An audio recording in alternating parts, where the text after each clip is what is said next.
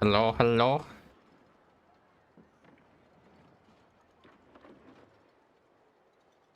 如果谁想窥视深渊，就尽情在诺德卡兰的业务中游荡吧。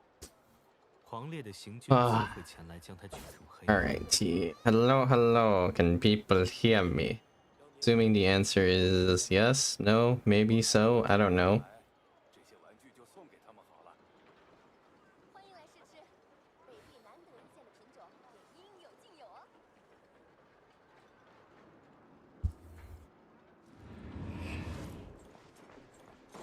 Okay, good.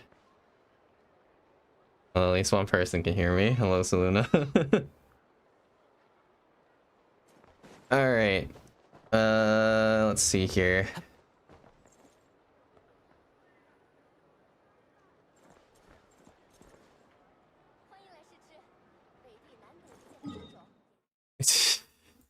True, I do need to do that. I do need to actually farm artifacts quick. This is true. I do have to wait for people to join. It is objectively true. You are, in fact, correct. Yeah, ignore these ones. Yeah. I actually have to figure it out because it's a bit... I actually don't have my artifact farming priorities completely set, but, you know, I can use this.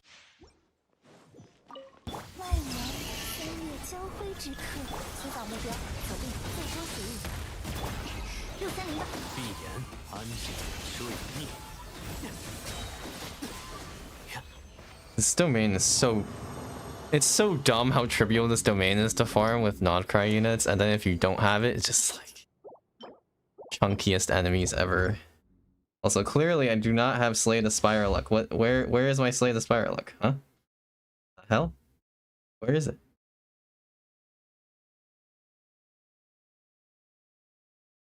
Clearly it's not there.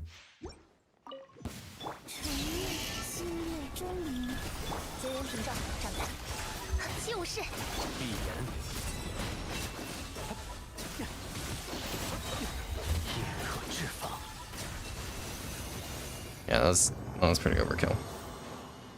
Alright.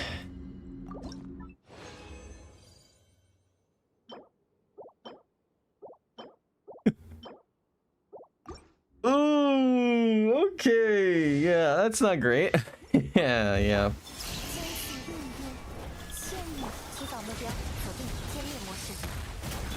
So in case what people are wondering what I'm doing, I'm we're just waiting for some people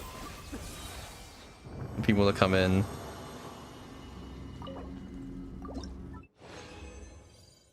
Just waiting for some more people to come in, and then we can start. How is this bad?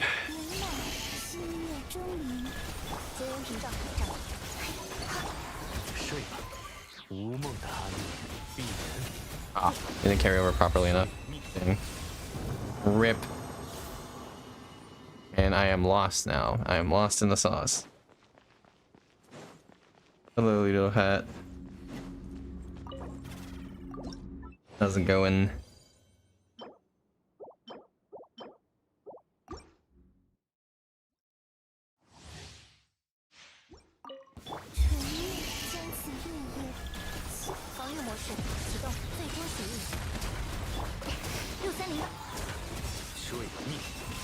Yeah, it do be like that on my streams, Soluna, in case you haven't noticed. Most of my streams are just like two people chatting. Or like in a given moment. What the hell is that? I guess I keep it. And whatever. Keep it.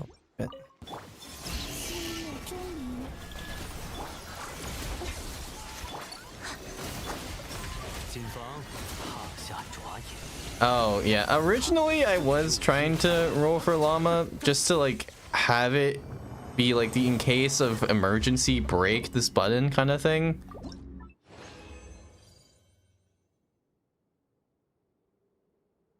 It's true, yeah, it is an awkward time, to be fair. But this is pretty much the only time I can stream this weekend to do this, so, you know, it is what it is.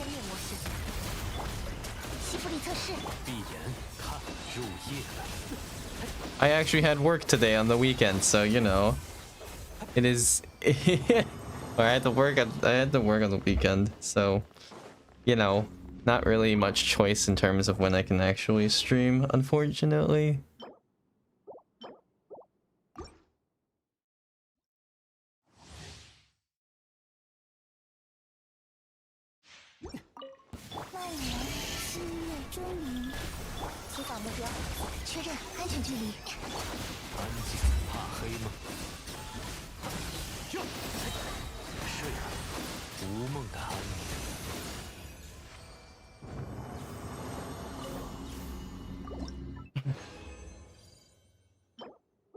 Okay.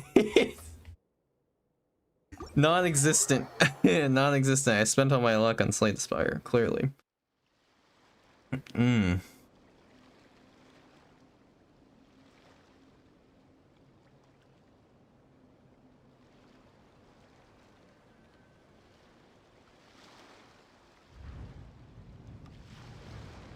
Ah, sadness.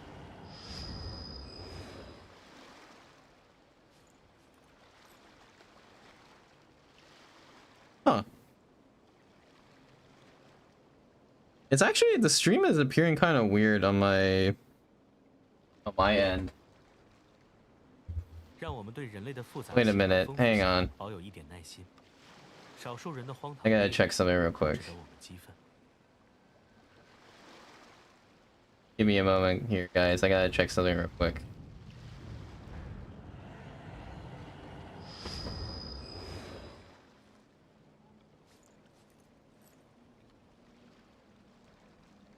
Check something here. It's like weird because it's not... if I go to my channel page and look at the video, like go look at the live, for some reason on mobile it's like glitched. Huh. That's weird. Oh, anyway. Fine. It is what it is. Alright, so I'll probably wait a little bit longer. The idea today was, I was gonna go over my Stygian runs because people wanted, or at least some people wanted, a breakdown of all the strategies I used during the run itself. And I decided that it would be better, instead of being as a video, to be more of a live stream style, because of two reasons. One is that you can actually ask live on stream, you know, clarifications on what I'm saying, because I realize I'm not the best at explaining things in a succinct manner, so there may be details I miss out on. And also it gives me, I feel like it's more flexibility for me to actually like explain it on stream. And you know, depending on whether or not people want to or not, I might actually do a version of this video, like a edited down version of this video, and then post that to the channel as well. That's up to all of you, I suppose. Whatever you think is ideal / best. Does that make sense, everyone? Got yay or nay kind of thing? No? Yeah, it'd be nice for the people that don't watch the streams, exactly. Yeah, that's the main purpose. But I didn't want to do this until I didn't want to just do a video straight up, because it's sort of like contingent on people watching the first stream first, or not the first stream, sorry, the first video first, and then going from there. But yeah, yeah, you can wait for more. I can wait for more people to join. So, like, in the meantime, I'll probably start doing the analysis in like 10-15 minutes. In the meantime, I have some other stuff. Oh, that's right, I forgot the ley lines. Oh my god, I forgot that there's a ley line disorder that actually is more important than getting stupid artifacts. Oh my god. Oh, and I am fresh out of resin. Woohoo! I am so screwed. Am I gonna... well, actually, wait, let me do the math. let me do the math. So you do every resin is 8 minutes, and I need 40 resin. That's 320 minutes. That's 5 1/3 hours to get 60 resin. But I don't need to get 60 resin. I would need 40. So wait, no, sorry, that's 40 resin. Sorry, 40 times 8 is 320. Oh my god, my brain. Okay, yeah. So 5 1/3 hours. Is that okay? Yeah, it'll be fine. The reset won't happen. The reset won't happen in that time. Surely the reset won't happen at night for like 6 hours or so. That's fine. Okay, 5 1/3. That's fine. Okay, I'll just have to be. I'll just stay up a little bit. That's fine. Okay. Oh my god. My mental math is not what it used to be. I swear. I was faster when I was doing more math competitions, and now that I'm no longer doing math competitions, my skills have decayed into nothing. The half-life decay is hitting too hard. Hello, Duong. We got a craft Kaching main in the chat. Let's go. And we have Furu as well. Huge. Half-life of 1 year.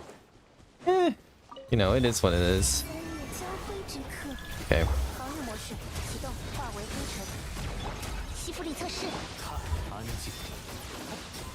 We putting basic addition on a calculator. Yeah. I mean, I hope I didn't give this impression, but like, I didn't do that on the calculator. It's just my mental math. I could have done that probably 2 times faster before. Yeah. Okay. Let's see. What else do I need to do? Let's do this. Let's see. So probably in terms of the order, I'm gonna go over the bosses. I'll probably do Papilla first, and then Hera, and then the Gecko. I talked about this in the guide video a little bit already, but basically like the Gecko is like the least interesting by far. The Gecko is there's like technically a way to stall its shield, but it's very minute, and also for the teams that end up clearing, it doesn't necessarily matter that much. I mean, okay, to be fair, a lot of the things I'm going to talk about don't matter for most teams. They just do one of two things for your clears. They either A, make them more consistent to clear with, or B, they make it so that it's not nearly as frustrating to do. Which, to be fair, those you might hear those and then be like, well, aren't those the same thing? It's like yes and no. By frustrating, I means like you can kind of bait specific patterns to route your clear in the specific line, whereas the consistency, I mean, I guess that it's kind of doubling the same thing, right? It's like once you have a specific route, you can do more consistent stuff. Oh yeah, the Gecko standing still, that's more of a bug with. So there's a couple of things. There's a way to actually make the Gecko stand still for 5 seconds before the fight starts, and then that's before it generates its first Geo Ward. That's a really specific bug, and I'm not gonna talk about it here because it requires, like, I'm pretty sure it requires you keeping your PC open, and that's part of the manipulation for that. So I'm not gonna talk about that one, but that does exist for whatever godforsaken reason. That does exist. Yeah. I'm definitely gonna start with the Papilla first because it's the most interesting thing. Looper, is it like the Mavwika thing? Yeah, it's a similar reason why it happens, if I recall correctly. Basically, what ends up happening, the thing is that when you do the Mavwika, so the Mavwika thing, for people that don't understand why that exists, it's because for every area you enter into Genshin, they have a local timer and that local timer, your playtime is defined by a 32-bit number. And so the reason why keeping your game open then causes this weird like frame, like this weird issue where you can extend character skills by a duration that they're not supposed to be extended by, is because those 30 out of those 32 bits, part of those 32 bits are now allocated to your AFK time. So they have less numerical accuracy to actually characterize what you're doing in game at the moment. And because of that, it makes it so that each individual bit has less accuracy to, you know, say 60 FPS or whatever. And because of that, then you can get an extension on your skill as a result. That's the overall, that's like a very brief summary on why that happens. And in those scenarios, the reason why going to higher FPS makes that more apparent is because in order to get to a point where you're in time, you're characterizing, say, 360 FPS properly, right? You need to have enough bits to characterize the least common denominator unit, which is, you know, 1 divided by 360, right? Because that's the time each frame would take. So that's why you don't have to leave your game open as long when you're doing at higher frame rates. So if hopefully that makes sense. That's the reason why the skill extension actually happens. I do want to note that's different than hit lag. Hit lag is not dependent on that. So do keep that in mind. They do have a new timer instantiate when a new domain is entered. They do. That the 32-bit timer is only associated with each new domain. It's not associated with the entire game session. So for the people that are able to extend their Mavwika burst, they are AFKing in that domain for X amount of hours. Right? Like this is basically like a really like stupid issue that they're probably never going to change, because on the player side, it requires you to in turn do something really stupid, which is keep your game open for X amount of hours in a specific domain, right? They're not going to allocate more than, you know, 32 bits to each individual domain, right? That's crazy, right? Because that means they would have to increase the amount of bits they allocate to a timer in every single domain in the game, which then makes it more strenuous on their servers, and they're not going to do that, right? Like that's just basically almost, you're like asking them to basically double the amount of storage if you go from 32-bit to 64-bit, for example. Yeah, so the gecko sitting thing, the thing I was talking about was if you're delaying the first shield phase. The gecko sitting thing, that I believe is related to you being up in the air. I believe it's an elevation issue, if I remember correctly. It's like you can try and replicate it on characters like Kazuha, for example. And yeah, there's some elevation issue criteria with the gecko. I'm pretty sure. I haven't had enough time to test it myself, but I'm pretty sure that's what the case is. Out of curiosity, because I've never learned, does the benefit reset if you need to retry the chamber? I believe so, because you're reinstantiating the domain session. I'm pretty sure that's why there's people doing the Mavwika runs where they have the 20 frame extension. It's like they have to AFK at their computer, I'm pretty sure, every single time they do an attempt. So that's why inherently they don't like the devs probably will not fix it, because it's like it takes like forever for you to get a run. Unless you're, well, I mean, okay, you could just, you know, do it in one shot and be done too, to be fair. But all right, in any case, all right, so let me start the analysis, I guess, first, so we can actually get into some interesting stuff here. So let me pull up video. Okay, yeah, it basically is hop on Stygian, go to work, go do one run. Okay, that's kind of the idea. So I guess first things first, I'm gonna do this. Actually, wait, I have a better idea.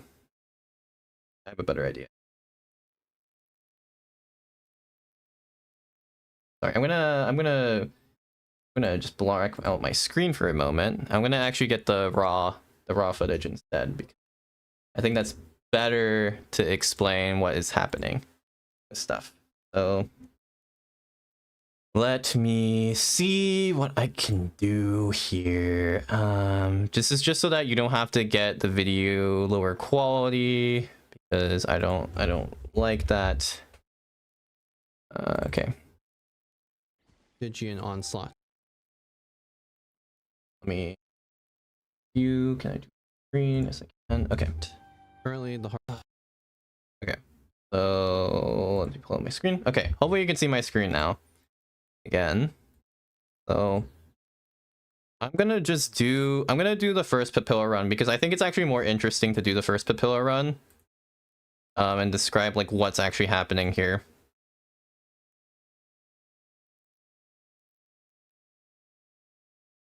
Okay. So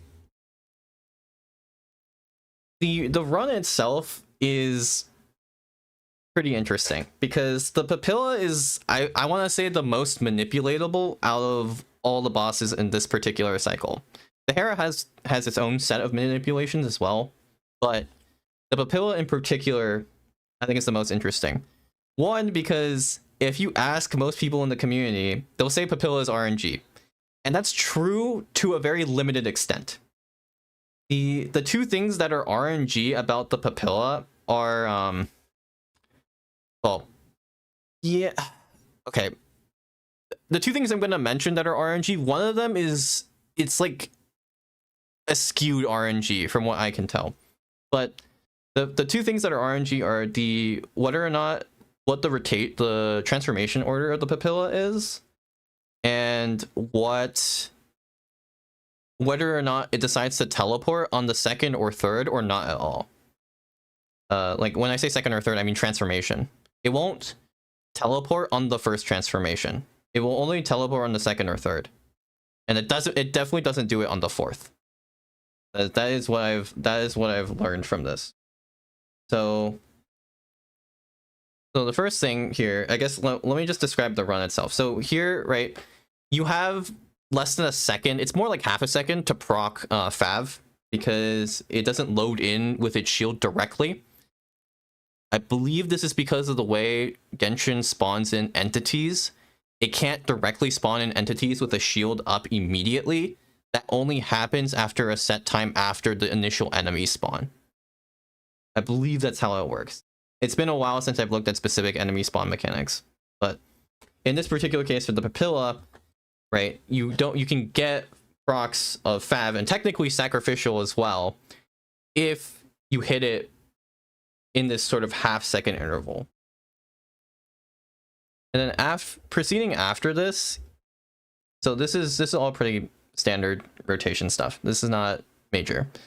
What is major, so here, now the positioning matters here a lot, and this is for two reasons. When the Papilla actually goes into like this fog, so like right here, it's going into this fog form, it's teleporting away, it always goes away from the player. So wherever its position is relative to the player, it will go in the opposite direction. This is always true. And so you want to do this in the start of the fight. If you want to make your runs more reliable, you make it so that the Papilla goes all the way to the border of the arena effectively. Because that's what it does in this case, right? Like the teleport distance is far enough to where it basically goes toward, like, almost directly on the border of the arena. And then once you've done that, once you've seen this teleportation move, it won't do it again for the rest of a 4 transformation cycle. So, and this is another thing I guess I should explain. So with the Papilla itself, there's actually a right, you know that there's 3 transformations, right? So let me pull up some visuals here so that this helps here, I guess. So when we talk about Papilla, there's 4 transformations you need to care about, or there's a 4 transformation cycle, and everyone I think knows the transformations it can do, right? It can do Geo Vishap. Sorry, I am trying to draw this with a mouse. I am not the best at writing with a mouse. So there's Geovishap, there is Magu, and then there's there's Hypostasis, right? So even though there's only 3 transformation types, it will go through a cycle of 4 transformations. And yes, the first Papilla had the exact same transformations. This had the exact same transformations. So what ends up happening is that you have, in a transformation of 4, right? So a cycle of 4, 4 transformation cycle. In my case here for this video, right? So the forms we already saw were, we saw Geovishap, and we saw when we're seeing Hypostasis, right? We see the whale tail on screen. Those are the 2 forms it has gone through. That means it is guaranteed on the 3rd transformation. So this is the first transformation, this was the 2nd transformation, and this is the 3rd Magu is going to be guaranteed the 3rd transformation. This does not change. This is guaranteed. So once you see 2 transformations, you know the 3rd one has to be like what the 3rd transformation has to be. That's guaranteed. Right? So in this particular scenario, the Papilla is not RNG at all. This order is set basically from the beginning of the fight. And then now Truce, you just mentioned the scissors, right? RPS for the Hypostasis, that can only happen on the 4th transformation. Right? But the 4th transformation, the attack the Papilla decides to do is going to be whatever the 1st transformation was. So in reality, it's not going to be RPS at all. It's going to be the breath attack that the Geovishap has. That's guaranteed. So like once you see your cycle of 4, and I can actually show this in game. Let me actually do that real quick. So if I go to Stygian, right, and show you this, you can see that it will be guaranteed.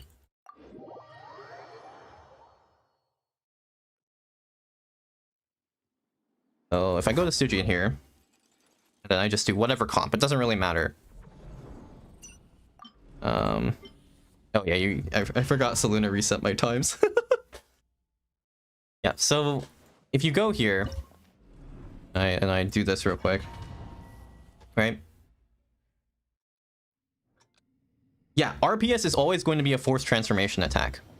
So here, the Papilla transforms into Vishap. Right? Whatever transforms. Okay, so Magu. So that means the 3rd transformation has to be Hypostasis. Guaranteed. So you're going to see it. Hypostasis. And then the ultimate attack is going to be Geovishap Breath. That's guaranteed. This is guaranteed the entire time. So let's do this again. So, Hypostasis. That means RPS is coming as the 4th attack pattern here. That's guaranteed. Okay, so we're gonna see Geovishap into Hypostasis here. Geovishap, Hypostasis incoming.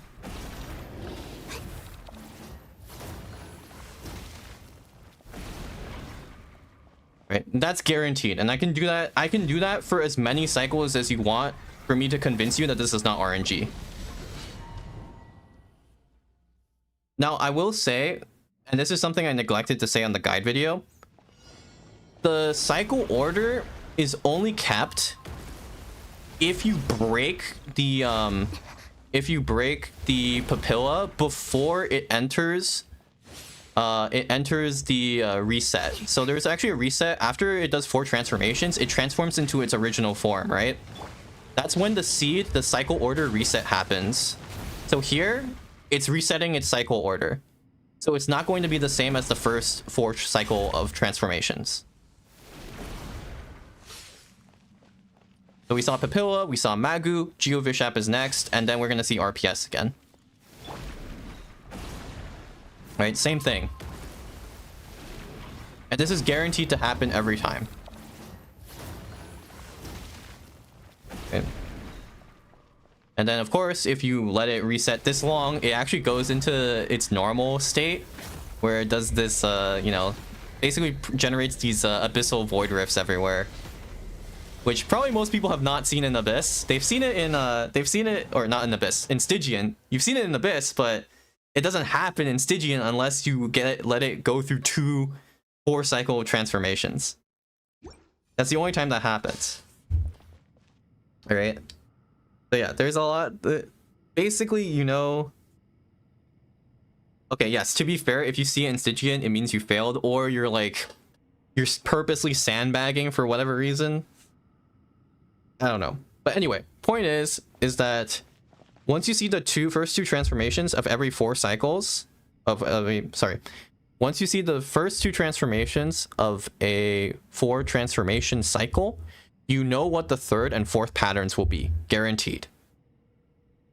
It does not keep between transformation cycles unless you break the papilla in either the 3rd or in the middle of its casting the 4th transformation. If you can break the papilla in the middle of its transformation cycle, then it actually doesn't reseed itself and it actually keeps the transformation order.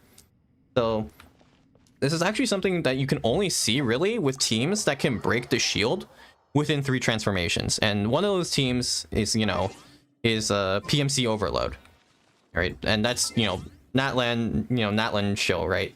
Kind of thing.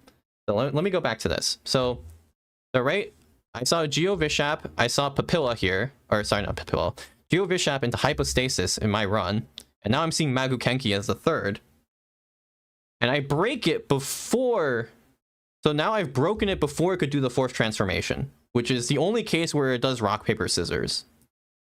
So the order was Geo Vishap, Hypostasis, Magu so far, right, for the transformation order. Because I broke it during the 3rd transformation, you're going to see Geo Vishap be the first form it takes after this, once it gets back its shield. Yeah, if you break it during RPS, it won't RPS in the 1st cycle after it's down. Yes, that should be the case. RPS only happens if your first transformation of your 4 transformation cycle is Hypostasis. That is the only time RPS happens. So now that you know that, even though the transformation order is technically RNG, you can now reset until you don't get a run where you have the first transformation be Hypostasis. So here, right? So you'll see after this Papilla gets back up, it's going to transform into Geo Vishap first. And we can let this play out a little bit longer. And you see, it's Geo Vishap first. And it's going to do the same thing. It's going to go Geo Vishap into Hypostasis. It's guaranteed. And here I actually break it before it transforms into Magu Kenki. So after it gets up this time, it's going to transform into Magu Kenki first, instead of Geo Vishap first, like the other 2 cycles. Yeah, and this is, again, this is all guaranteed behavior. This is not altered in any way. Like, this is guaranteed seeding cycle. There's no RNG in this at all. And now it's the same order, right? Because remember, the order earlier was Geo Vishap, Hypostasis, Magu Kenki. It started as Magu Kenki, so now it's gone all the way back around, and now it's doing Geo Vishap next. Is RPS actually objectively the worst move? It's not the worst move to dodge. If we're talking about actually dodging a move, like fully not taking any damage, it's gonna be the Geo Vishap Breath. That's the hardest to actually like fully dodge, because I don't think you can just use a dash iframe to fully dodge the breath. I could be wrong on that. But last time I tried to dodge it, it's just like, yeah. The main problem with RPS is it's the most time-wasting move, and it's also the move where, you know, you have to be dodging the entire time. You cannot deal damage during RPS. It's just really annoying.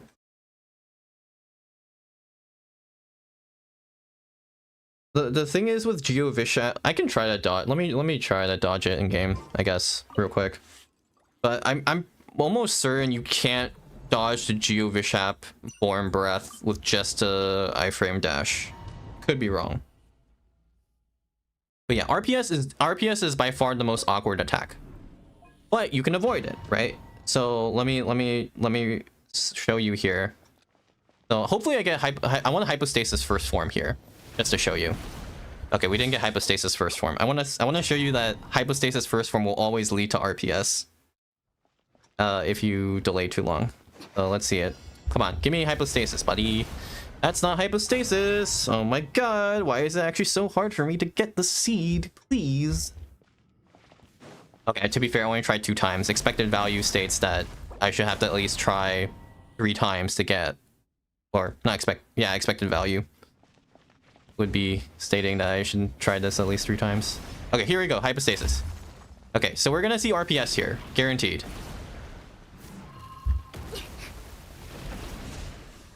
Okay, yeah, it was a bit ranged, unfortunately. Okay, I got tagged a little bit. That's okay. All right, hypostasis, RPS. Woohoo! Woohoo! Yeah, there we go. See, it's the same thing. So, anytime. Oh, you can dodge the. Okay. Then in that case, I'm wrong. Then I'm just bad. Okay, so hypostasis again. We're gonna see RPS here, guaranteed.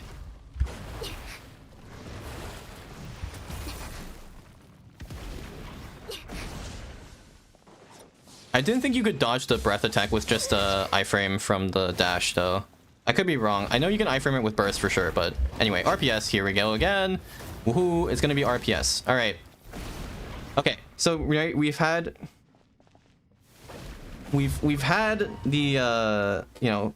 So I started hypostasis first, right? Every time, and we've seen RPS. Okay, so what if we get a different pattern, right? It's gonna go to RPS. Okay, so Magu Kenki, we're not gonna see RPS here. Guaranteed. This is going to be the was whatever the Magu. I knew the name at some point. It's just gonna drive its katanas into the ground. Basically, that's all it's gonna do here.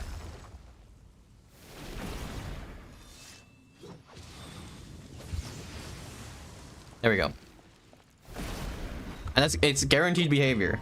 There's no RNG in this. This is the same thing you're gonna see in all your runs. So Magu Kenki again. We're not gonna see RPS here.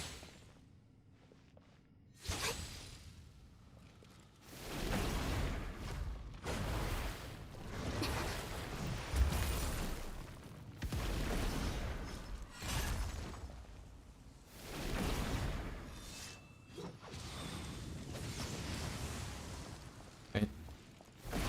So same thing every time. So now you're okay. You're probably like, well, you only have a sample size of you've shown us a sample size of 4, right? Like this doesn't necessarily mean anything. You could have just gone lucky and it could have just happened like this. And that, you know, that's a fair statement to make, right? And you should be making that statement when anyone tells you that something is guaranteed, right? It's like, oh, how do you know it's not just like there's some really weird edge case, right?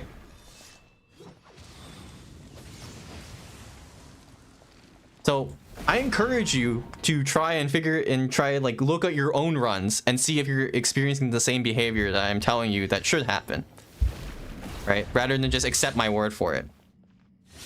Because to be fair, hey, there might be an edge case. But again, like Magu's spawned first this many times, we're gonna see the same thing happen again. And I can do this as long as you want for me to convince you, you know, through in a statistical significant way, that there's no way I would have gone Magu 4 times, or or however many times that I need to show you in order for you to believe that what I'm saying is true. Right. Okay, hypostasis. We're gonna see RPS here, guaranteed. Okay, I'm bad.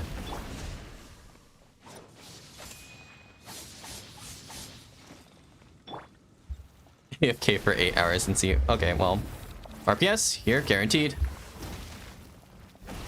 Same thing every time.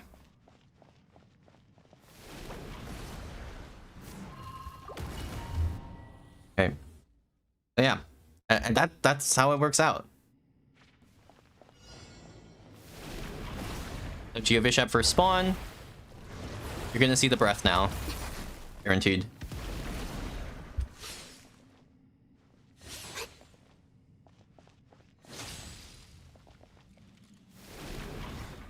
Okay, and here you can see the behavior. You see there it trying to turn to fog. It can't move once it's at the edge of the arena, actually. Okay, I dodged too early. But yeah, you can see when you get it near the arena wall, it actually cannot move when it does its teleportation move at all. This is another case of position manipulation you can do. See, it's turned into its fog move, it's doing its ranged attack, it can't move. It is stuck at the edge of the arena. It cannot move from here. Other than when it does, you know, RPS. RPS is the, again, most annoying attack because it can do that. It can displace you really rapidly. But now you know when it happens, right? So now, you know, now when you're actively resetting, now you understand. It's like, okay, I could just reset until I don't get a pill. So when I don't get hypostasis first, because if I get hypostasis first, RPS is definitely coming out if I can't break it in 3 shield phases. That's guaranteed to happen. Yeah. So hopefully that makes sense on like how the transformation order works. If anyone has any questions at any time, by the way, just let me know, because yeah, like this, you know, the point of me making this a live stream was just so that people can ask questions live. Anyway, yeah. So anytime someone tells you Papilla is RNG, you can do the, you know, oh actually it's not RNG. Anyway, okay, that's me joking around, but it, you know, it's true. Right? Like you can actually do that now. Any case, so with the run here, I actually do want to show this a little bit more clearer. Let me actually, my screen. Okay, let me do this a little bit more clearly. So there's something else I mentioned where the Papilla can't move when it becomes its fog form. So you kind of saw it earlier when I was doing this. So here, right here, you can see it's in this fog form, right?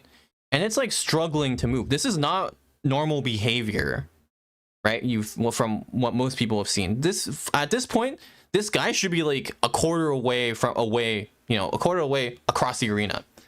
So in order to make sure, if you want to actually do this in your runs, where you prevent the Papilla from actually moving, what you need to do is you have a specific positioning here. So you need your character to be you need the Papilla to be in your character and the arena wall. And like in this fashion, it doesn't have to be like straight up to the wall, right? You can be sort of diagonal like this, where I'm sort of like diagonally facing. But what ends up happening is it tries to run away from you, and it can't. It cannot do that because it's not a valid area for it to go. So what does it do? It basically stands still and then does its ranged attack in your face. It's guaranteed to always do the range attack actually after it does this teleporting move, which is why Magukenki second in the transformation order can be really, really bad sometimes. Because what ends up happening is you just have the Magukenki do a second teleport in your face, and then you're like, well, crap. But there are ways to actually prevent the Magukenki from moving that significantly, and I can actually show you that. So let's try to get Magukenki as like a ranged attack at some point here during this. Well, I need to get to the arena wall first, and then there's some conditions I need to do in order to show you that this is true. So this might take a little bit because I need to actually get that to happen first. So let's see here. Okay, so Magukenki first is not great. Can I do this still? I think I can still do this though. Or I can at least show you the teleportation behavior in game.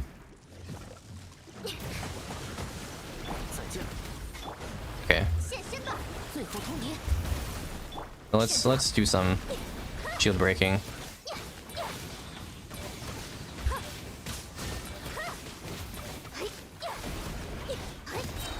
Okay, so I broken the shield. So Magu-Kenki... So I broke it Magu-Kenki in 4th form. And I believe I saw Papilla next, so it should be Papilla here. That should be the case. Or not, sorry, not Papilla. Hypostasis here after this. Because I broke it in the 4th form. There we go. Okay, so now we're gonna see ranged Geovishep attack, and it can't really move. So that's the behavior you see, basically. When you get it to a point where you can't move, where it can't move. And now we're gonna see RPS, by the way.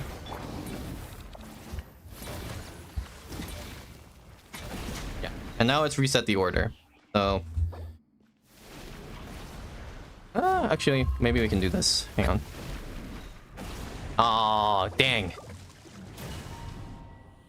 Almost. It resets the order at that point, so that's a 50-50 RNG decision tree, unfortunately. Let me see if I can actually do this with it's a little bit hard to show, but basically if you get it next to the arena wall, even though the Magu-Kenki teleports left or right of its position, it doesn't actually matter. It doesn't end up actually mattering. Yeah, see, like he barely moves. The problem is that you get faithful wind slashes, but the point is that you can make it so that the enemy barely moves when it's along the arena wall. Anyway, okay, that's all I wanted to describe. So now you're aware. Now hopefully I've explained how that works out. Yeah, but with PMC overload, this is a team that can basically guaranteed you'll never see RPS, because if you're playing this team properly, you're never getting to the 4th transformation cycle. And so you never see that attack. That's why so as I'll show you, in both of the runs I presented in this clear, like when I was doing the clear for Papilla, I never saw RPS. And this is why. That's why I had the video actually go out and say the 4th transformation is the sort of ultimate attack label. Actually, I can probably... Actually, now that I think about it, I could probably pull up the guide itself. Let me do that. See? So, if I pull out...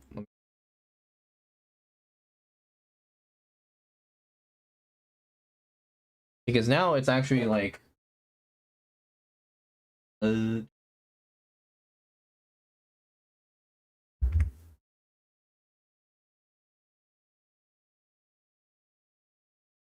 if I pull out the guide here, where is this attack order thing here I've mentioned?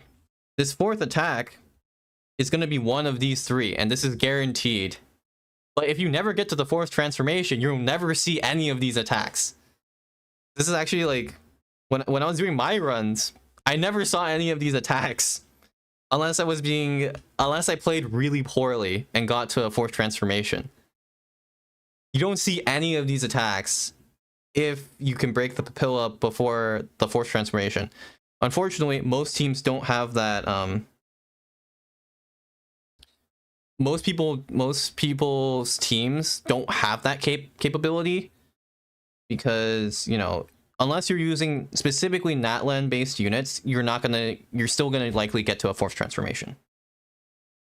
But, you know, if you really don't want to see any of these teams, you have to have a team that can break the shield fast. That's basically what it comes down to. So there is RNG. To summarize, there is RNG with the Papilla, but it's very limited in scope. It's really comes down to basically 2 decisions. And then at that point, it's up to you and how you manipulate the boss to properly do. Hopefully that makes sense.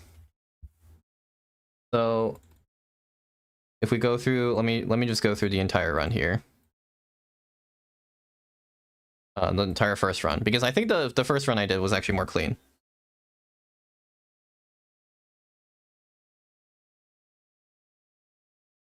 So here, right, again, pretty standard setup. And you're just trying to break the shield as fast as possible, and I'm directing the boss towards the edge of the arena to limit its movement. and then I'm keeping its position still during this melee patterns the boss has, where Magukenki and the Geovishap, because they're all 3-part combos. So what you can do is just dash around it in a triangle-like setup, and then get back to an original position, such that the boss has not moved around very much. And you can kind of see that. So here, my position, right? I'm right next to this sort of yellow line marker here. During this entire fight, the Papilla barely moves from this location. Right? I'm circling around. I'm doing this triangle setup. Again, here, like this. And so when it's a range attack, it stays still. It's stuck in position. It can't move. I break it before it transforms a third time. That's because PMC Overload is one of the few teams that can actually do that because of how much Night Soul damage there is in the setup. And you can see, again, it's barely moved. It's literally just stuck.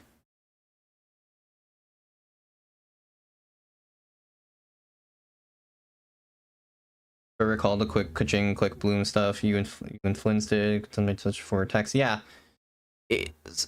It's not like if it makes it so that you lose damage, it's obviously not worth going for, but you know, if you wanted to reduce RNG, this is how you do it basically. So yeah, because you can see this thing has not moved. Okay. So the fact that's even like, again, right, if it was just random RNG and I somehow miraculously managed to do this, that's one thing, right? Like obviously that's like, okay, you know, you've had a run where it's like, oh my god, you like did this, and it's like, yeah, that looks pretty cool, looks pretty clean, but it's not replicatable very easily. That's not really true either. And so what, you know, what I'm gonna, let's see, where did I have the other run? The Papilla run here, it's the same thing. You can see the same exact thing happen here. Right, so let's go, right, going through this run. Same thing, same sort of starting setup. I'm just being a little bit cleaner with the dodges and being a little bit faster with the shield break here. Okay, because I didn't get hit on Chevrolet when I first came out, so I can now break it basically 145, 146. And now I can just start blasting. And so right, you know, here, right, I'm at Edge Arena effectively. And you can see once this Papilla starts reforming into next cycle. Right, so it's gonna go Papilla first because I only broke it in the third transformation, and then it's gonna go Geovishap. And then it's gonna jump back right where I started. And this is, I can do this because I know what the transformation order is. I wouldn't be able to do this if I didn't know the transformation order, right? Only the Geovishap ranged attack actually jumps back to you. So that's the only case I can actually basically stand still and wait for it to come to me. But because I have the knowledge of its transformation cycle, I can just abuse this the entire fight and just not move my location at all. So here I'm just like, okay, whatever, man, you're Geovishap, I don't care. You're just gonna jump on top of me. That's fine. I can just sit here and do nothing while you look like, you know, some circus animal. And that's how you end up replicating these runs.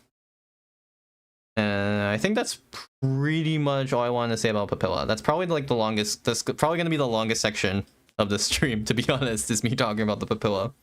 Because there's a lot of, you know, there's a lot of interesting things that this boss actually does.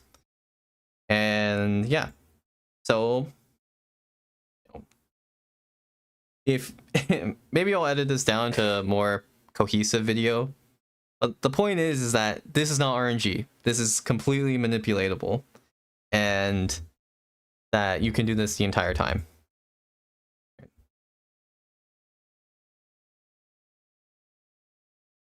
Oh, hello, Dustin. Yeah, look at that. That's a Dustin shout out. Hello, Zepsy. Oh, sorry, I forgot to say hello to you earlier, Kuchiba. She says sorry. Nice sub count. God damn it, Flynn. Okay, but that's Papilla. Okay, so yeah, and that's the boss I have the most details on this Abyss, because honestly, it's like the boss that has the most interesting manipulation between its patterns, right? It has 3 different forms.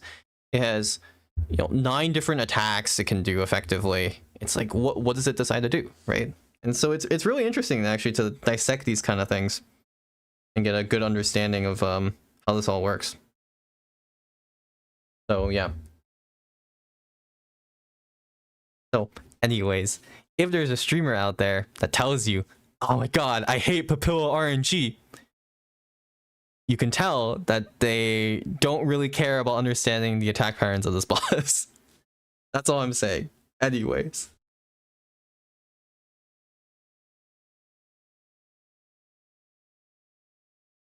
So, okay. So next one is going to be Hera. And Hera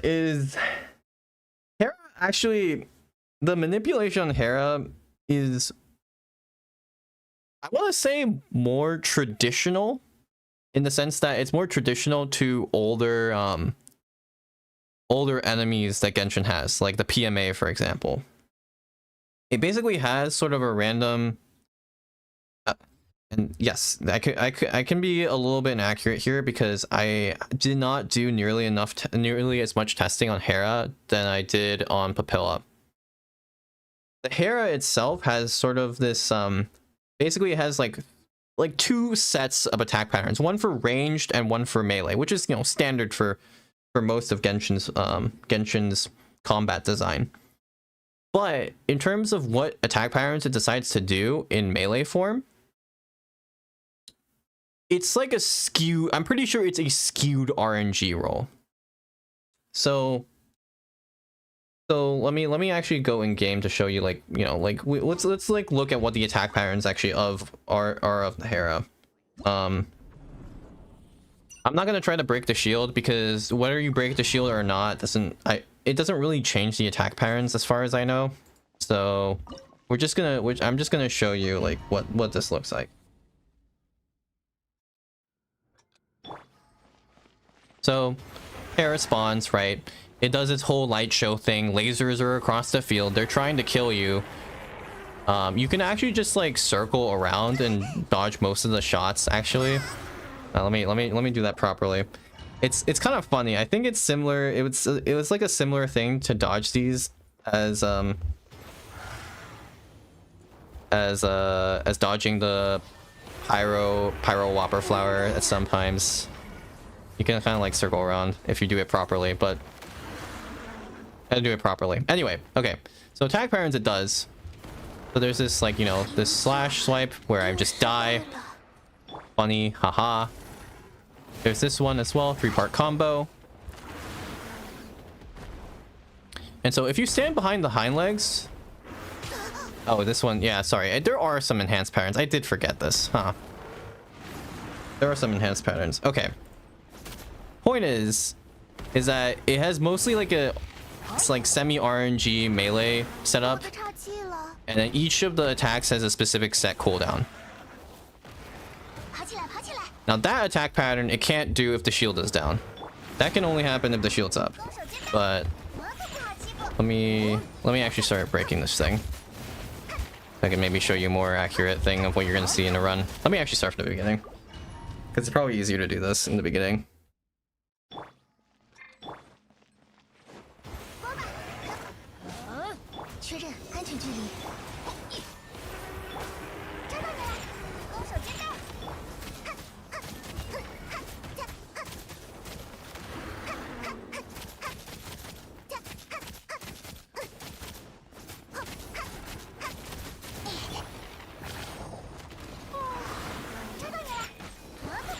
Okay, so I've down the Hera. We can see this a little bit more clearly. So if you try to stand behind on its hind legs when it still has that rotation pattern, that's not on cooldown, it will do that. But if you just keep behind its hind legs, it has to turn around to face you before it does another melee pattern. And this is like a thing with Genshin bosses, or just Genshin enemies in general. For some reason, they feel the instinctive need to like face you first before doing an attack pattern. And so what you can keep doing is just like try to stand behind it before it makes eye contact with you. And if it never makes eye contact with you, there's only it can only do patterns that that have eye contact. It's really dumb, and I don't know why it's coded like this. And this is like a consistent thing across like many mobs in Genshin too, where you can just like stand behind them on its hind legs and delay their patterns. This is a consistent thing. Like, this is a thing for consecrated beasts back in the day. This is a thing for a lot of Genshin enemies. Is just like, if you stand behind them, unless they have an attack pattern that they can use that overrides this like lock check where they have to be like making eye contact at you, and one occasion, they literally just like circle around. So it's really dumb. And yeah, the gecko is also like this, by the way. So the gecko also has the same manipulation, which I'm hesitant to call this a manipulation. But yeah, like, you can do this on the gecko too, and it's really dumb.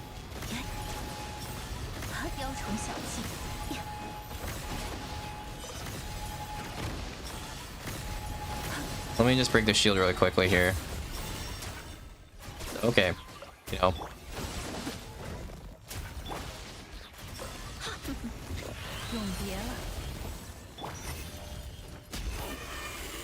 So there is a thing the gecko can do, which is the like tail side swipe.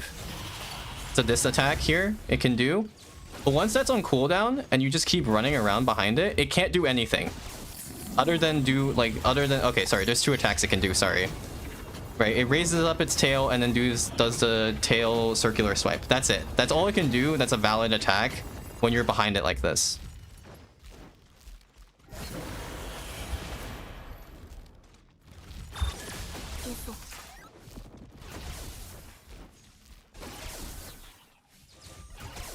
And now I've broken the AI a little bit.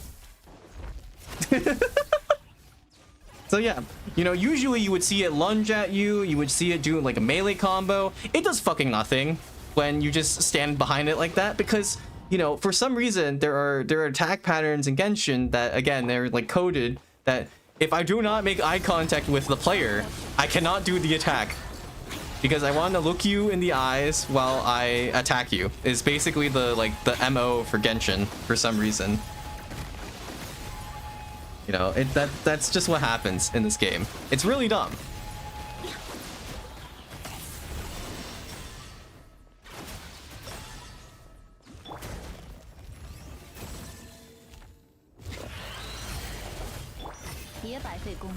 Anyway, of course, if you heal as well, it'll interrupt its attack pattern, whatever its current attack pattern is, or its current movement.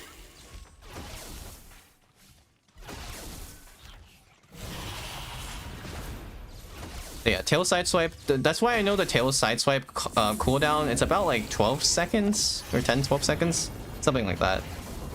But yeah, that's what ends up happening. Is like, if you just like stay behind the boss at all times, it really limits what it can do by a huge margin.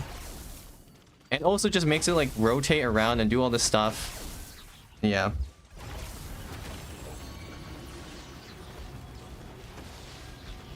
That's what ends up happening, and this is true for any mob that has like a clear backside to them. Yeah. They have ass weakness. Yep, that is in fact how that works. So yeah, this is true for almost like any mob that has a clear like head and like back. It's true for, unless they have quick rotation. Which some enemies in this game do have quick rotation, Magukenki being one of them. Do you know why some characters tend to target the tail for the gecko? That's because the gecko has two main hitboxes. So the gecko has two hitboxes programmed. This is because, guess what? Genshin, it's really hard to actually model a hitbox to be accurate, like pixel accurate to the model of the enemy. So what Genshin devs have done as a workaround is basically code two specific hitbox areas. And because you can't you know, you don't really have that much. You have it's auto targeting, right, for Genshin. So what ends up happening is you just target one of those two specific areas, right? Now I don't know if there's a statistical if there's a statistical reason why characters target the tail versus the head, but I would imagine that it has something to do with the fact that because it's auto lock on, with the tail being a constantly moving hitbox, something with that messes up how Genshin's auto targeting system works and makes the character sort of retarget to the tail and the head. I'm pretty sure there's also probably something to do with like proximity, right? There's some check of proximity where it's like, okay, you know, this hitbox is closer to that to the player than the head hitbox, therefore I'm going to target the tail hitbox, right? There's likely some logic there that the game does. I'm sort of extrapolating based upon how much I've played this game, to be honest. That's not necessarily exactly how it's coded, right? I don't have access to the game files. I couldn't tell you exactly how the auto targeting system works. I wish I could, but it's really hard to fully extrapolate all of these things from just playing the game alone, right? There's a lot of, you know, specific things that can happen behind the scenes that cause certain behaviors that we don't know about, right? So yeah, that's just my personal theory on these things. And it's also like, again, I'm not fully accurate, right? Like, I can be wrong. I've been wrong. I will probably continue to be wrong as long as I make hypotheses. That's why hypotheses exist. But you know,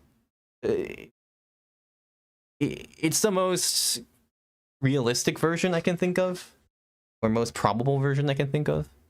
Other than that, anyways. Okay, so back to the Hera real quick, because it got kind of segued by the by the ass weakness.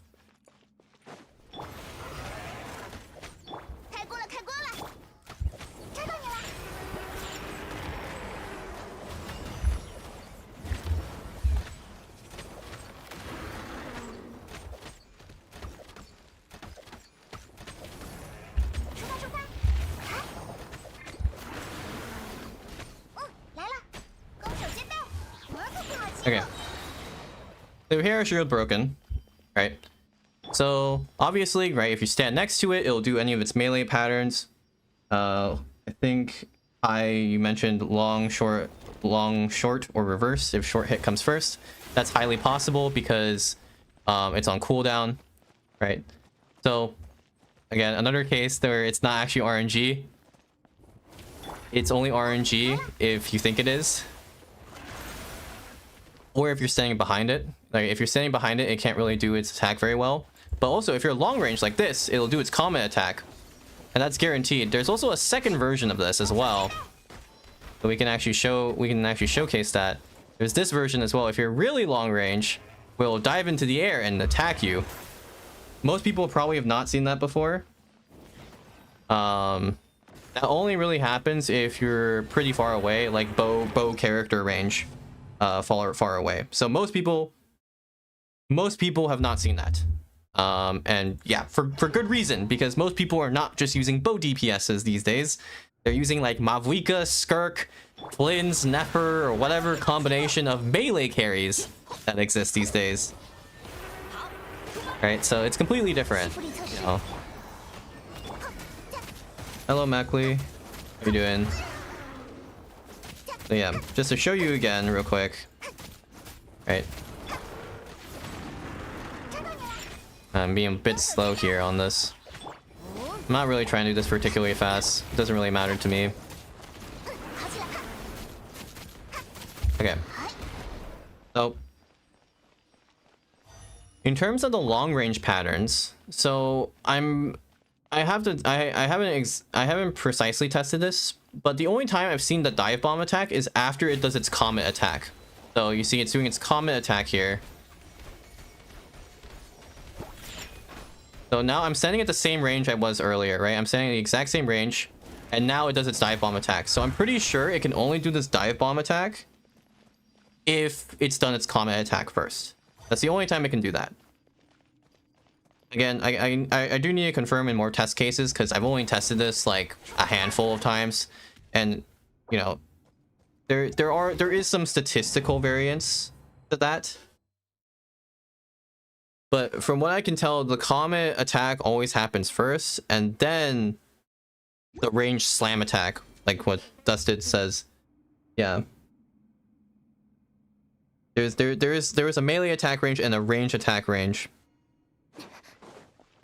I don't know if there's I'll have to see if there's a specific slam attack range, because I was basically standing at the same range. I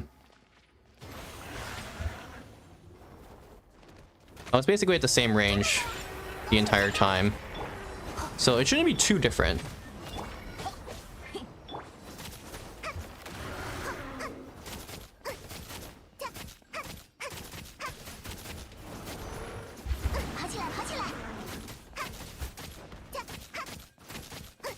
Let's do this shield break. Okay, so if I stand in really far range, is it going to do the slam attack or is it going to do the ranged attack? This I actually don't know, so I'm kind of live testing this. Okay, so it's guaranteed to do the comet one, so it doesn't seem like there's a secondary range. Okay, I only tried this once, but like, yeah. But this one here, dive. Okay, cool story, bro. I don't care. Pretty simple to dash high frame. But yeah, so that's how it ends up working for Hera. Is that there's one attack pattern that's like useful to bait, which is the ranged comet attack, because in that particular case, the Hera stays completely still, and that's really useful in cases where you don't want the Hera to move around a lot when you're setting something up like Global Swirl, for example, which is what I have to do. This is off of Wake Up, not off of normal pattern. You can get raw slam attack. I got my... Okay, interesting.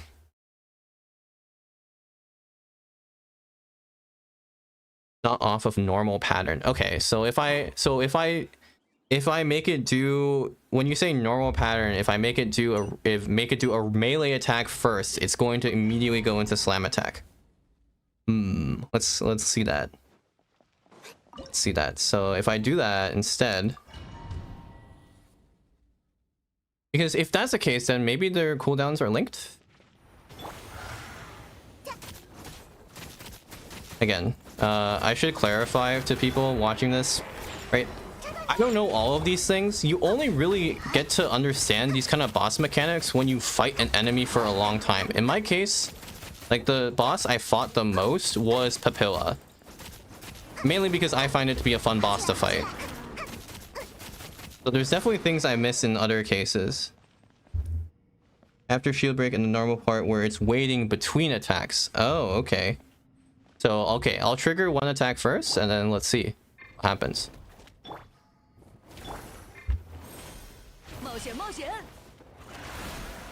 Okay, so it's waiting, it's waiting, it's waiting. Will you do the slam attack? Okay, Comet.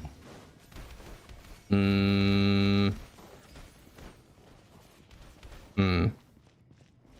then, yeah, okay.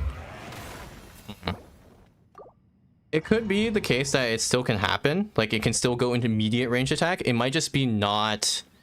It might just be, like, some of the, some, like, for example, like the PMA, where it's not an encouraged attack. If that makes sense. So, the thing is, with RNG too, and how Genshin does its system, it's not exactly like pure RNG. There are weights to certain attacks that the game would prioritize. That doesn't mean the other attack sequences can't happen. It just means that they're less likely to happen. I should clarify that too. Okay. Do you think, Dusted, do you think it's also overall possible to... Do you think it's also overall possible that it's because you were in Kaching-E animation and that also caused some issues? I don't know if you were in Kaching-E animation when you were doing it.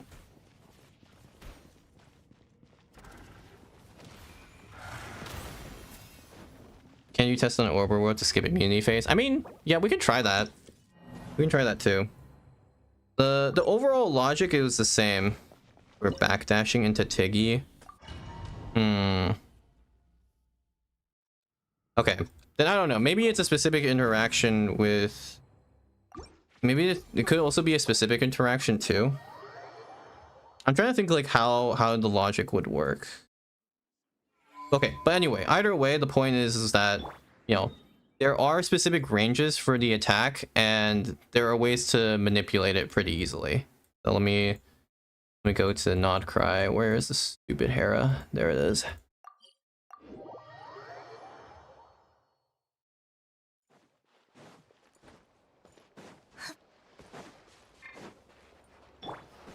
Okay, here, let me bait the normal attack pattern first. So it's gonna do you know, one of the three. Okay, short. Okay, so now you're gonna do Comet, right? Or is it random purely? Comet, okay.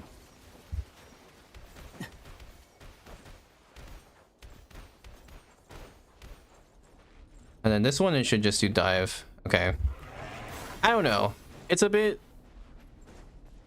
I would have to do more testing, but it seems like the game promotes Comet into dive. It never promotes dive directly. Right, see, again, it's doing Comet, and then it's gonna do dive after, I'm pretty sure. If it does a dive.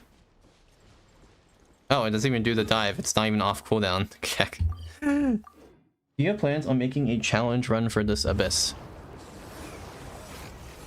I mean, what would the challenge run be? Is the problem, right? Because anything that you can take out the second half is just like Bloom, right? Like you have to have Dendro, right?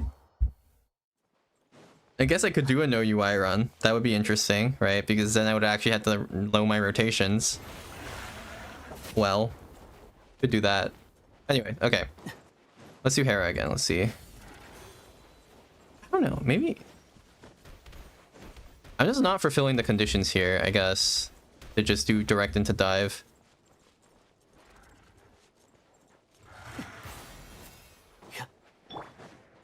Okay, so I don't think it can do dive. It's on cooldown now. Is the problem. It's gonna do Comet first before diving, if anything. Yeah. Oh, it's hard because it seems like Comet is prioritized, and then once you have the first pattern go out, it's not gonna go straight into dive. I mean, you know, okay, I'm just bad at dodging. But yeah, so I don't know. Okay, point is that Hera specifically has a baitable pattern in terms of going into a ranged attack. And so the reason why that's useful, right, is for cases where you don't want it to move very much. So in this particular case, where I am doing Global Swirls on Hera, right, there's a section in the middle here, basically like right here, where I want to bait the meteor pattern. And so by doing this, what I can do is just walk up to the boss, do my setup with very low risk of anything going wrong other than me being bad at the game. And the damage doesn't even hit me because the comets can't really hit you if you're in melee range, hence why it's a ranged attack. So you can just get a free setup like that. And so it's pretty useful to bait it because of that reason. And you can see I'm sort of like trying to stay behind to stall out its patterns. I think there's probably some world where you can argue that there's cases where I shouldn't be doing that. But overall, that's what you end up doing in these runs. And, you know, I technically have a timeline for these runs as well. I've written down somewhere in a notepad where I'm like, okay, at this time, this should happen. At this time, it should happen. That's a bit excessive when it comes to Stygian run analysis. For most people, there are some runners in this chat currently that also that do this. Dusted. But, you know, it's good to actually have this kind of timeline if you're trying to do something where, you know, it's a really tight run, you want to be very consistent at it, and then eventually get lucky enough with crit RNG, right? And that's the overarching idea. Yeah, so that's what this ends up being, what ends up happening here for the Hera, this kind of thing. Yeah. And yeah, that's pretty much it, to be honest, for the Hera. in terms of overarching explanation. And so for Gecko is by far the least interesting of the bosses.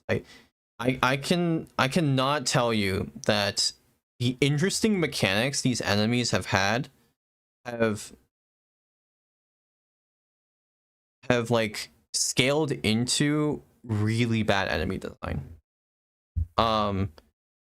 It's not because like, you know, the bosses aren't interesting in terms of a macro level, but when you're looking at a micro level, it's just like, what does this thing do? It does like 2 tail swipes into you know, spikes on the ground.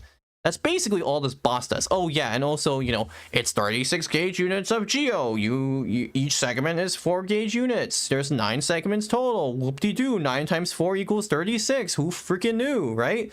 Like, this Gecko, even though it's the most difficult out of this entire Stygian cycle, it's not difficult because the enemy mechanics are at all hard. It is simply because they decided to inject this thing with so many steroids, it makes the other 2 bosses' HP look like peanuts. So, yeah. Like, the Gecko is just not interesting at all, really. And I know there are guide videos out there where the Geo Gecko section is the longest, and you know, for good reason. It's because Geo Gecko is the newest of the 3 bosses this cycle. But it's just like, God, it's just not interesting. It's like, oh man, I'm doing Ninglong walk cancels into like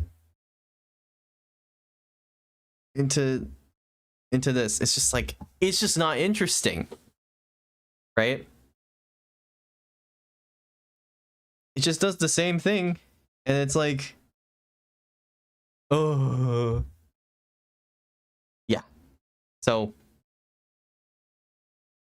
the main thing for the Gecko is, right, so we were talking about this earlier with its hitboxes. It has 2 hitboxes. It's like the same thing it has with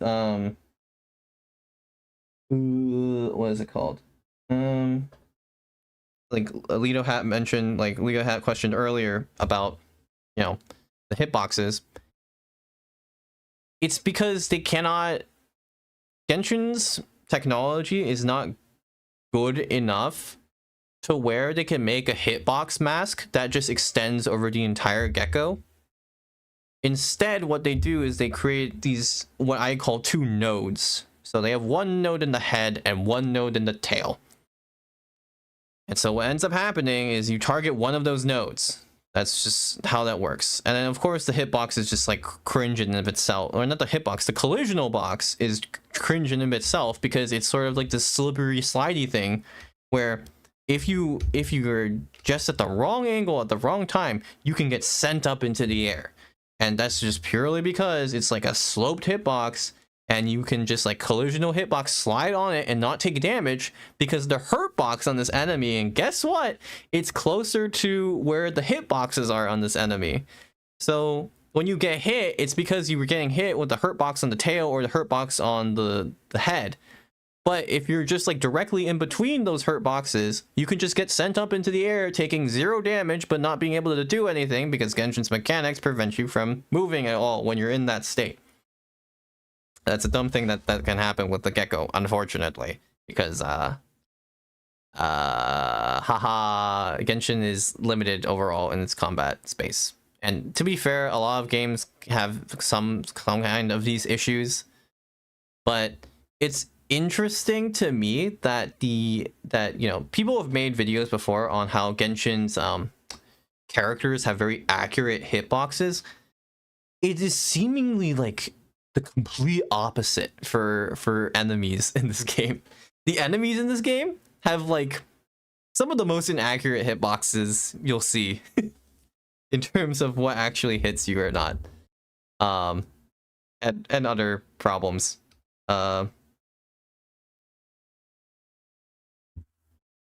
Also uninteresting towards. Yeah, look, you know, the 3 small Q is just like, the thing is that with three okay, so yeah, part of this is also the triple mini burst on Flynn's. that is hard to do on this boss, but not because like the boss does anything to make it particularly hard other than just moving around slightly.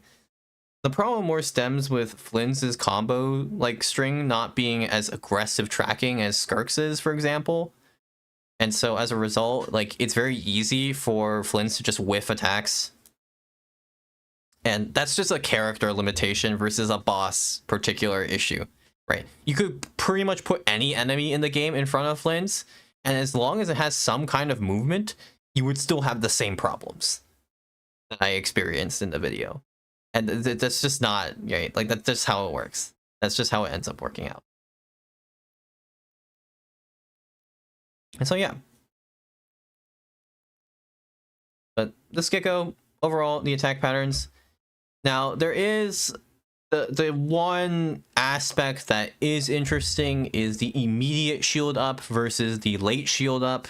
That is dependent on its distance from the center of the arena, because of how big the Moon Gecko's domain is, I guess I'll say. I don't know how else to call it.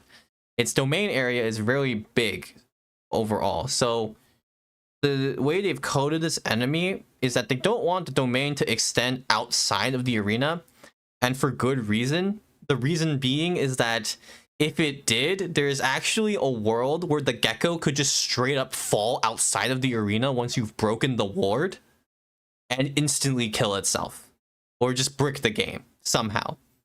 There is a world like that, because where the Gecko spawns after you break the ward is relative to its position on the shield. It's not actually directly where the ward is.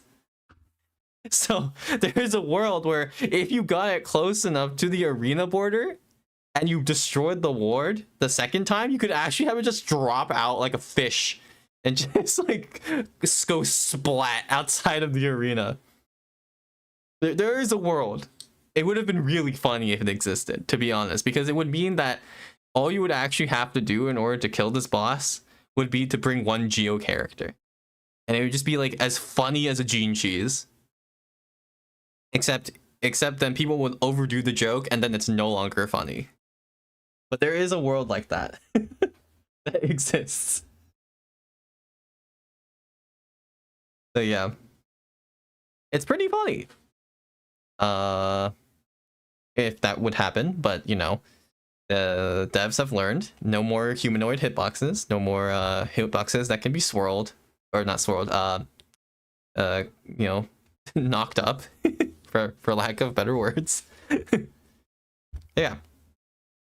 But the instant geo ward going up is basically dependent on how close you are to the center of the arena. And that's basically it. There's nothing else to it at the end of the day. So yeah. Hopefully that's clear on everything.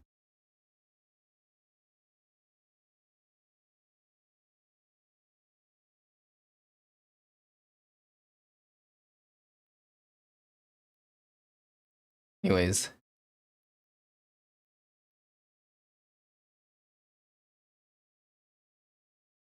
So yeah, that's pretty much overall like how the run analysis works for this Stygian. Maybe like maybe this is kind of like a round out kind of thing about the cycle. Overall, Papilla is the most interesting. Hera is like, you know, it's a standard Genshin boss. It's like, it is what it is. And then Gecko is just like another kind of standard thing, but it's also like less baitable and there's less interesting things that it can do, yada yada yada. So, no. But that's kind of how Shield works, unfortunately, right? It limits your options and also in general makes the runs less interesting, which is unfortunate because you know, I like more interesting runs, believe it or not. But unfortunately that's not how it ends up working out. But yeah. Are there anyone has any questions?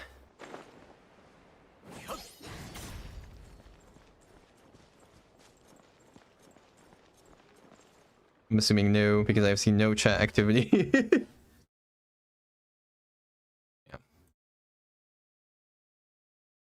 Yeah. So hopefully this is like informative of stream. It's I wasn't too sure how well this would work out, to be honest, because you know, I don't know how much people care about these things anymore at this point. Or to begin with, I guess I should say, because you know, it's not really clear to me that a lot of the people who are, you know, more popular in the meta community actually care about these things, because it seems like the most important thing at this point is just like combo optimization, which I find it to be a bit weird. It's a bit weird to me that the overall vibe is just focus on combos and don't really care about enemy movement for just like the vast majority of things, which is, I don't know, if you're talking about combat, right, it's a two-way street. It's not just, oh, you know, let me only care about what I'm doing, let me not interact with the enemy in any way, shape, or form. And you know, it's kind of a shame, because this is mainly due to a result of characters getting well, for lack of a better word, higher stats, higher interruption resistance, higher, you know, just like overall make it harder for those enemies to like make it make it harder for them to actually, you know, do everything. But yeah. Unleash the Venti video. Yeah, I might be able to make it tomorrow actually with the Venti video. We'll see how much time I end up having. Venti is actually one of the characters that people have fallen by the wayside. And it's pretty funny because the combos people are using right now, which I have recently been informed of by Bote, ML, and Kawi. There's some people on a Fru's Discord server I've been communicating about Venti combos, and it's just like they basically there's like combos for Venti that literally increases damage by like 50% if you do them properly, which is just, it's just so funny. So yeah, I don't know. With more powerful shield supports coming out, combat is becoming more like set play. Combos against a dummy is the new hot thing. Yeah, it's just kind of funny, you know. I kind of made this joke before where I've said the people that are doing combos in Genshin are the people that couldn't get into fighting games, but they really wanted to be able to do combos, so they came to Genshin. Don't know how accurate that statement is. That joke is, but you know.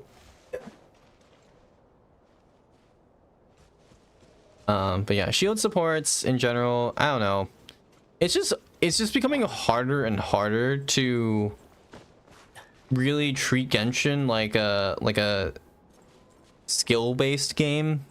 To be fair, you know, I think if you ask most people, they probably wouldn't necessarily consider Genshin a skill-based game, but you know what I mean.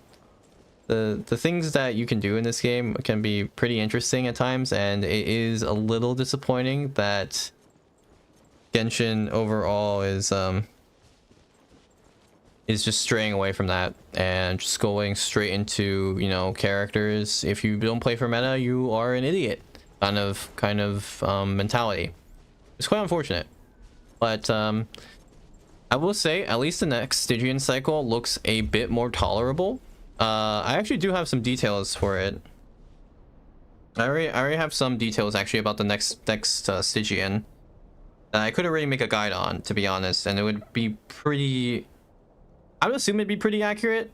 And there's not gonna be, it would have probably as much information as most people's guides coming out on day one.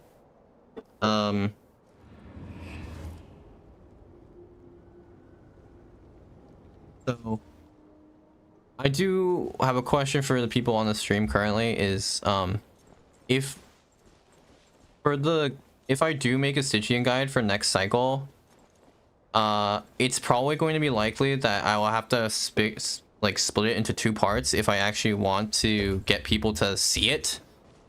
Because one of the frustrating things about making the guide video I did for this cycle was that very few people actually got to see it. And what ended up happening is that, you know, for example, the papilla, I talked about the papilla for like half an hour during the stream, 40 minutes or so. And, you know, with the information I presented you, it's like, you can't reasonably call it like full RNG, right? Like, you just can't. And if you are, you know, you're just being, you know, what's the term? Oblivious for you know, for your sake. But no, it's not my video. So, and you know, the purpose of a guide video is for more people to see it, regardless of your feelings on the matter. So, if I do release a guide video for next Stygian cycle, you all want me to have it have more detail with included attack patterns, or less detail but come out earlier? Because that's what's gonna have to be. That's the choice, unfortunately. Is right, have a guide that has less information. It'll have most of the relevant information just besides attack patterns, because those need to be actually tested for, and just release that immediately, or wait a bit and then release the other one. I mean, okay, given what I've said already, like prior to this, I guess the choice is kind of obvious, which is just release the Stygian guide with less information and less detail, unfortunately, because, you know, people don't care about attack patterns as much outside of a very specific sect of people. Which is unfortunate, but you know, so is that, yeah, quick guide in the first week, full guide later. Yeah, I considered that too. The thing is that it's just like I'll try. That's probably what I'll try doing, and that like most likely makes no sense. Is just to have a quick guide, just talking about the main mechanics of each of the bosses, and then that's it. Yeah. Actually, so the details are actually pretty interesting. Let me see if I can actually show you. So I'll talk about the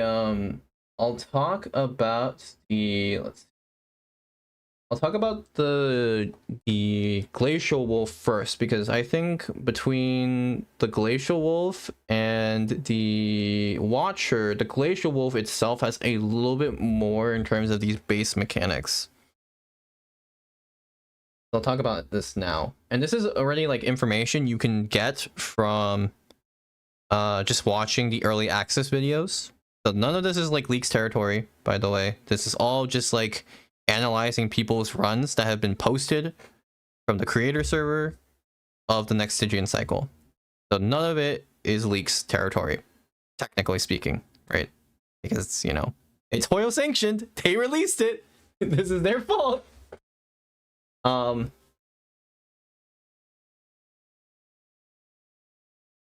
So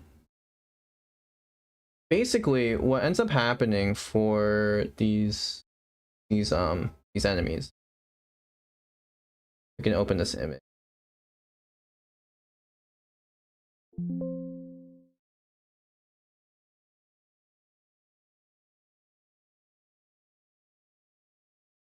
Okay, so this is like the relevant information to know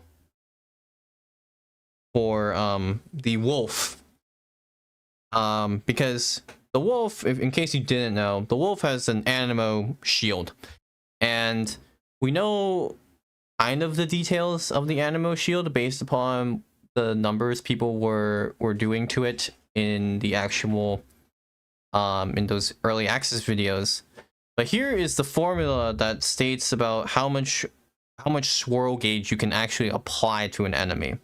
So it's a pretty much basic if statement. It's like anemo gauge divided by 2 is less than the aura gauge. The swirl gauge, which is untaxed at this point, is going to be 25 times whatever your anemo gauge is plus 19 divided by 20, and then swapped over if you know, the anemo gauge divided by 2 happens to be greater than or equal to your aura gauge. And so now this is like, oh my god, okay, like Jesus Christ, what am I looking at here? Really, after doing all this calculation, what you end up getting is that you'll need probably around, for most teams, around 7 swirls. Some teams can do 6 swirls, some setups, but you'll be looking at those that you'll have to swirl that many times of pyro specifically, and then double that amount for electro, because it requires more swirls for electro, because that's how the wolf is that's how the wolf mechanic works.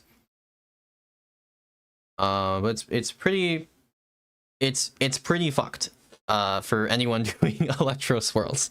You need a lot, and there are some characters that actually have pretty good setup against the wolf. I think the running list right now is Hazo, Sucrose, Kazuha with Sax Sword, and potentially Jean. Jean's a more of a question mark, because Jean doesn't really provide much outside of damage, or no, sorry, outside of healing and then just breaking the shield, unless you have Jean C4. So there is like a question mark on that currently. But from what I can tell, and then also communicating with some other people on Discord, this is what ends up happening to be. So yeah, it's a bit funky. It's a bit funky. As for the Watcher, so the Watcher, it's kind of funny. I actually saw a guide video out for Stygian today, and they actually get some of the Watcher mechanics wrong, I think. So the Watcher mechanic, it spawns like 2 crystals, right? Well, okay, sorry. Let me take a step back. The Watcher has these observation periods it has in its mechanics, where it observes the element that hit it the most in a set period.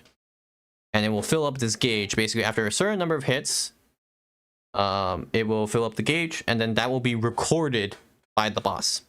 I know what the amount of hits is. I'm not going to say it specifically because I pixel counted it, so it might change. So I'm not going to say it to mislead people. I know the swirl one for sure is like about 7 swirls or so. 7 or 6 swirls about. So yeah. But the Watcher hits I'm not entirely sure on, so I'm gonna take a step back before I confirm.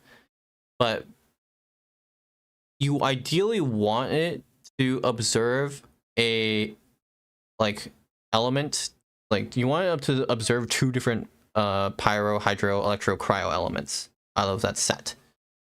And the reason for that is because the stars get much lower HP if you do that. They get about approximately 8% of the boss's HP total. And then when you break them, so whichever one you break first, it will do 2 instances of damage. And actually, the funny thing is that the wiki already kind of has details on this.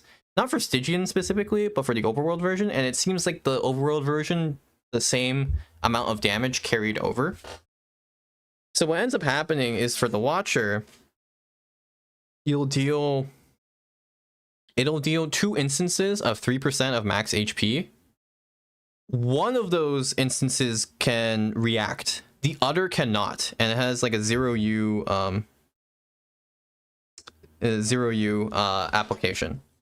So you can react the 3%, one of the 3%, but you can't react both. So at most, you can do 9% of the HP with the first star break, and that's assuming you forward melt or forward vape the star damage on the first instance. And then the second instance, when you break, it does again 2 instances of damage, but each of them are 9% of HP.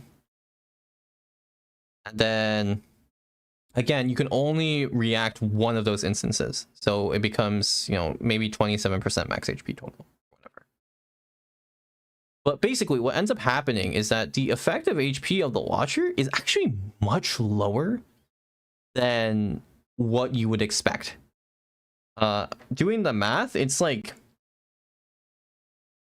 potentially like 80k DPS is comfortable clear for Watcher in Fearless difficulty if you have either Pyro Hydro or Pyro Cryo like elements in your team. You need forward reactions in your team to get to this sort of 80k DPS threshold.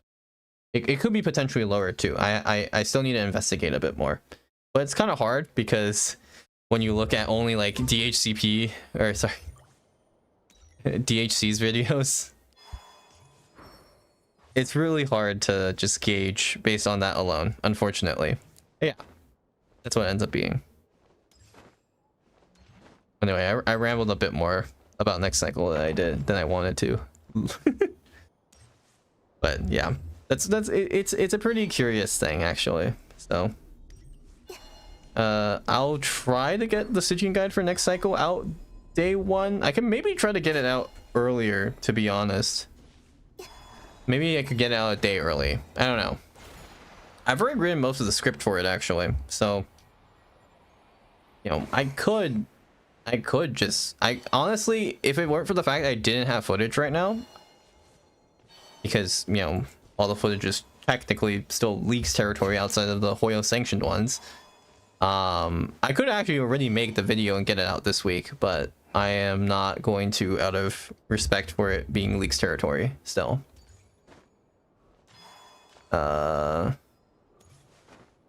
So yeah, I'm not gonna have footage yet, but yeah, hopefully that goes all smoothly. I'll have to workshop a bit more about like what's good to have in the video on day 1, but you know, is what it is. Anyways, hope this stream was informative about the Stygian cycle. I haven't really done this before, so hopefully, you know, this overall went well and it was understandable. You could get the script written and recorded though, right? Yeah, like it's already written. I just haven't recorded it yet. And also it's because there may be some numbers that I've, you know, taken from other people's footage that aren't necessarily correct. Like, I don't know if all of DHC's, like all of the, like what I saw in DHC's when I was doing pixel counting was actually accurate. I still need to confirm numbers in game. So like I could record it now, but if I record it now and then there's like inaccuracies, then I have to re-record it, and then that can be a little bit aggravating. Oh my god, please don't do it, okay. Dustin, don't do it. Glenn, don't do it. I swear to god, don't do it. Anyways, yeah. Yeah, anyways, hope the stream was informative, and yeah, I guess I can make an edited down version of this later, so hopefully that will be interesting to watch. Yeah, thank you all for coming to the stream and hearing me yap for 2 hours on enemy mechanics. Yeah. I think that's pretty much it. I'll wait a little bit longer if there's any final questions, but if there aren't, I hope you have a good rest of your day. And yeah, I will see you in the next video, hopefully, whenever that comes out. Maybe tomorrow. We'll see. We'll see on how much I'm willing to grind N2 RRs on Venti cancels. But anyways, bye bye.